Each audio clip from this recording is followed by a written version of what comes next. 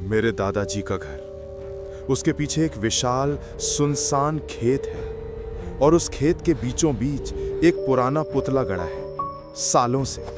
उसकी पोशाक फटी पुरानी है और टोपी के नीचे से घास के बाल झांक रहे हैं। बचपन में हम उससे डरते थे, मजाक उड़ाते थे, पर अब मजाक खत्म हो गया है। ये सब धीरे धीरे शुरू हुआ। एक सुबह मैंने नोटिस किया कि पुतला पूर्व की ओर देख रहा था, सूरज उगने की तरफ। शाम को जब मैं लौटा, वो पश्चिम की तरफ मुंह किए था, सूरज ढलने की दिशा में। मैंने सोचा शायद हवा ने घुमा दिया, लेकिन हवा तो रुकी हुई थी। फिर अगली सुबह वो फिर से पूरब की तरफ था।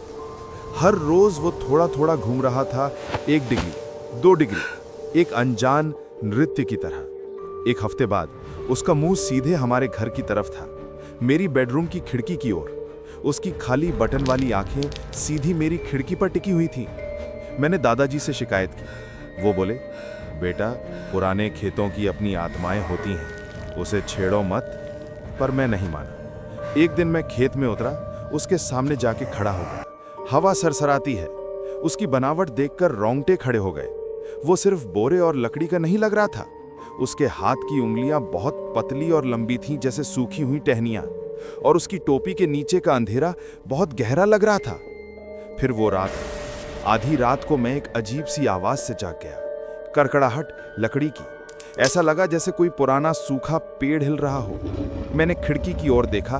चांदनी में वो पुतला अब भी वहीं खड़ा था, लेकिन उसकी एक बांह, जो पहले नीची थी, अब थोड़ी ऊपर उठी हुई थी, जैसे वो इशारा कर रहा हो। मेरी सांसें थम सी गईं। मैंने पलकें झपकाईं और देखा कि उसकी टोपी वाला सिर बहुत हल्के से दाईं ओर झुक गया है। ये सजीव नहीं था, लेकिन मरे हुए का हिलना और भी डरावना था। अगली सुबह वो हमारे घर की चारदीवारी से सिर्फ 10 कदम की दूरी पे खड़ा था। रात भर में वो पूरे खेत को पार कराया था। उसकी टांगें अब भी जमीन में गड़ी थीं, मगर जमीन उखड़ी हुई थी, जैसे कोई पौधा अपनी जड़ें समेट कर चल पड़ा हो।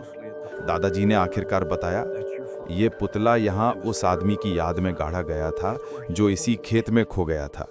शायद वो अपना शरीर ढूंढ रहा है, या फिर तुम्हारा ढूंढ रहा है। अब मैं उसकी सीध में हूं। रात होते ही मैं पर्दे खींच देता हूं, लेकिन फिर भी महसूस होता है कि वो देख रहा है, उस लकड़ी और बोरे की देह के पार से। कल रात मैंने सपना देखा। मैं खेत में खड़ा था और मेरे हाथ फैले हुए थे, मेरे पैर जमीन में जमे हुए थे। एक दूर कौवा कांव कांव करता है, और मैं अपनी ही बेडरूम की खिड़की से अपने आप को देख रहा था। आज सुबह जब मैंने नींद खोली तो मेरे पाजामे पर कीचड़ के धब्बे थे, और खिड़की से बाहर वो पुतला वापस खेत के बीच में था, लेकिन अब उसकी पीठ मेरी तरफ है। और मैं डर गया हूं, क्योंकि अब लगता है जैसे वो मुझे बुला रहा है, मेरे लिए जगह बना रहा है।